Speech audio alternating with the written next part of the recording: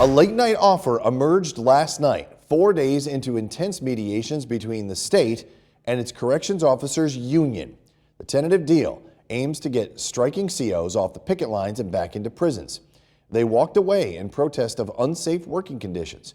Some key CO demands addressed the tentative agreement regarding the HALT Act, which limits the time an inmate can spend in solitary confinement and which COs wanted repealed.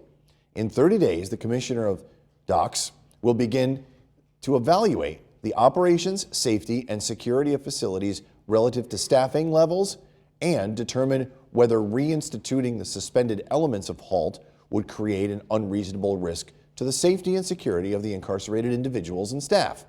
Regarding 24-hour shifts, the agreement says the joint goal is to minimize and work towards eliminating anyone working 24-hour mandatory overtime, and that both parties agree to certain points of voluntary overtime to achieve the goal.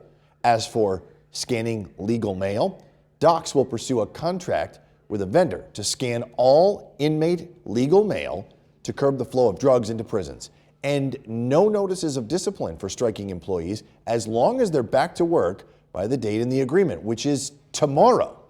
This does not include any Taylor law fine or fines that may be incurred. Now, James Miller, Director of Public Relations for NYSCOBA, also releasing a statement. It reads in part, quote, "The decisions to return to work is not a collective vote by members of NYSCOBA. It'll be up to each individual who is currently refusing to work to decide whether or not to return to work or risk termination, potential fines, possible arrest for violating the court order."